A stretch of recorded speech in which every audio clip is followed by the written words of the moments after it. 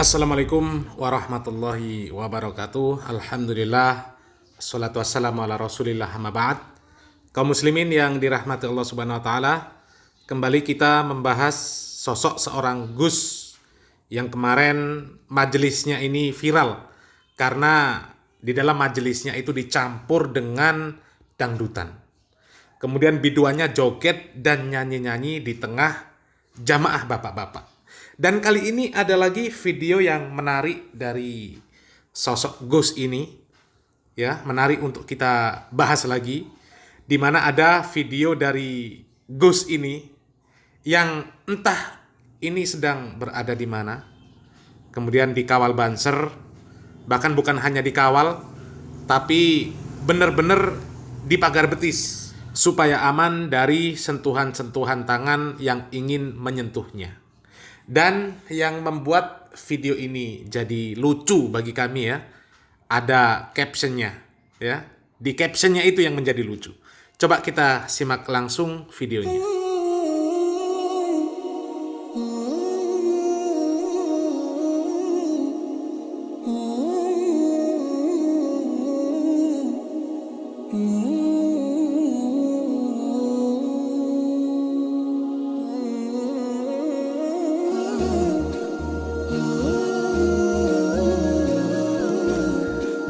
Nah, kaum muslimin, lihat captionnya ya.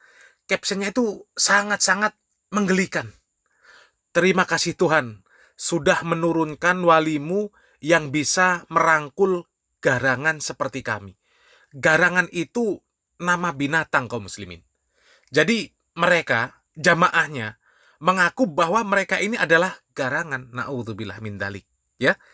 Terima kasih Tuhan sudah menurunkan walimu yang bisa merangkul garangan seperti kami untuk menuju pusatmu. Pusatmu ini entah apa maksudnya. Pusatnya Allah itu apa? Mana? Ya, jangan-jangan pusat itu alamat palsu. Seperti kata Idrus Romli ya, Ars itu alamat palsu. Karena memang tidak ada dalil yang mengatakan bahwa Allah ada pusatnya. Ya, jadi para pengikut Iqdam ini, ya, jamaah Iqdam ini sudah mendapuk ya, mengangkat bahwa Iqdam ini derajatnya sudah wali, makomnya sudah makom wali. Dan biasanya kalau ada orang yang sudah mencapai derajat wali, makomnya sudah wali, orangnya itu baik, sabar, tidak mudah emosian, ya, kata-katanya baik, perlakuannya baik. Intinya derajat wali ini baiklah. Tidak peduli lagi dengan sesuatu yang tidak mendekatkan diri dia kepada Allah Subhanahu wa Ta'ala. Tapi ternyata kaum muslimin, ada video lain yang Iqdam ini sedang diinterogasi oleh pihak imigrasi Bandara Soekarno-Hatta, Jakarta. Padahal kalau menurut cerita dari Iqdam sendiri, ini hal yang biasa saja. Tidak ada masalah lah. Ini hal biasa. Dan pemeriksaan yang seperti ini bukan hanya terjadi di kantor imigrasi bandara saja. Bisa jadi di stasiun, bisa jadi di pelabuhan, bisa jadi di terminal.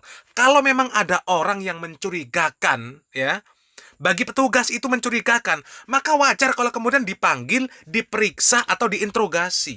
Jadi itu bukan perkara yang perlu dibesar-besarkan lah ya.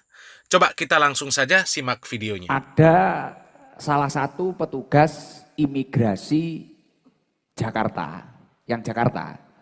Satu. Namanya saya ingat, Afwan apa Agwan ngono. Mati tenan jenenge.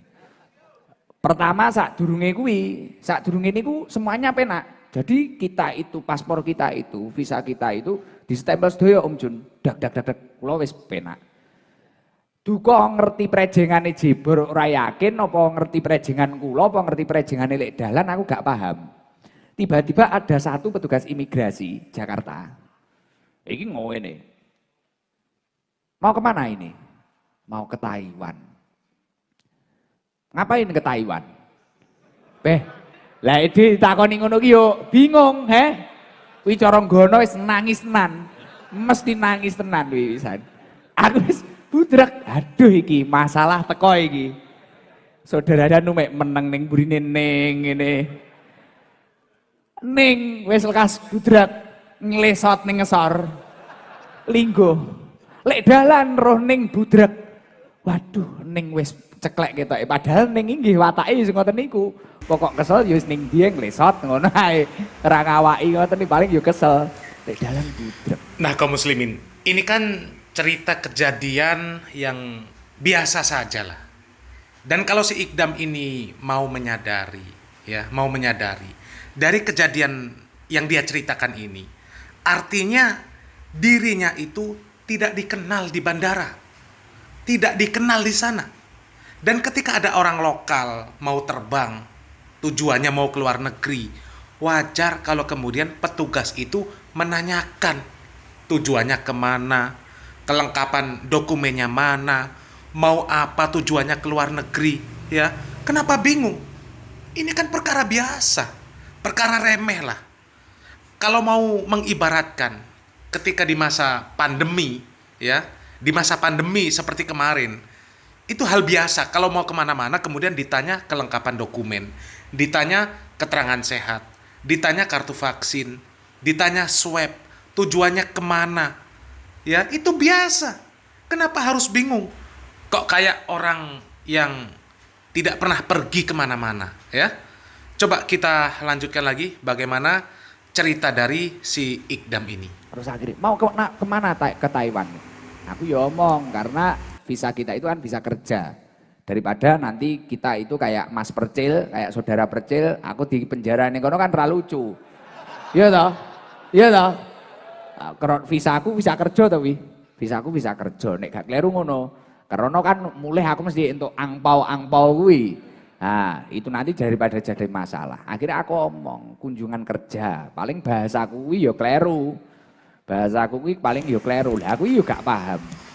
Kunjungan kerja ke sana. Jadi jelas ya kaum muslimin, dari cerita awal tadi bahwa nama Ikdam ini tidak dikenal. Tidak dikenal siapa Ikdam ini, ya. Jadi wajar kalau ditanya oleh petugas dengan detail. Jangan merasa kalau nama Anda itu sudah dikenal semua orang. Karena memang sudah terbukti mereka tidak kenal dengan Anda. Apalagi visanya visa kerja. Di sana mau kerja apa, mana dokumennya, itu penting ditanya. Kalau ada orang yang pergi ke luar negeri, kemudian ternyata aktivitas yang dia lakukan di luar negeri itu tidak sesuai dengan dokumen yang ada, apalagi kalau sampai bermasalah, maka yang direpotkan itu negara. Ya, negara ikut repot. Negara ikut menjadi masalah.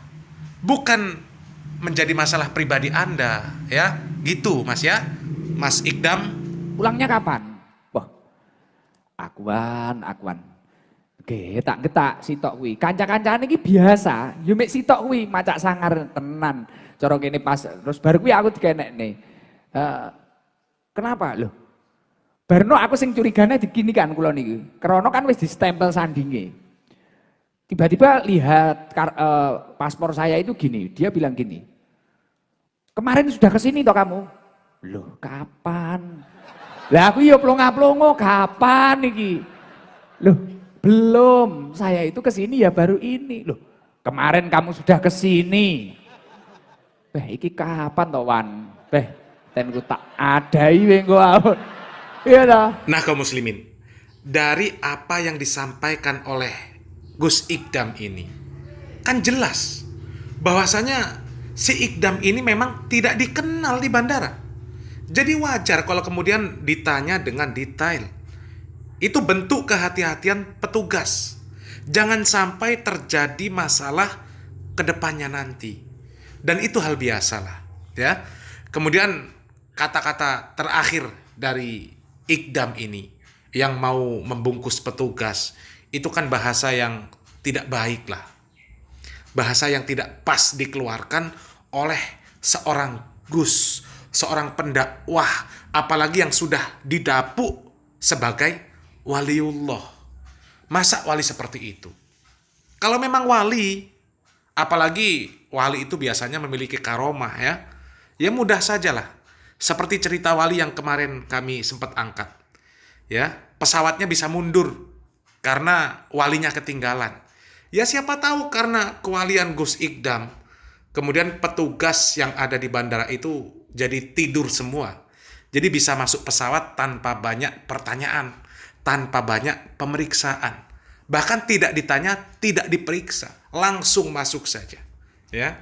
Dan kemudian kaum muslimin yang menjadikan cerita ini sangat menyedihkan, ya, dengan beredarnya video ini, Instagram imigrasi dari Bandara Soekarno-Hatta ini diserang oleh jamaah Gus Ikdam.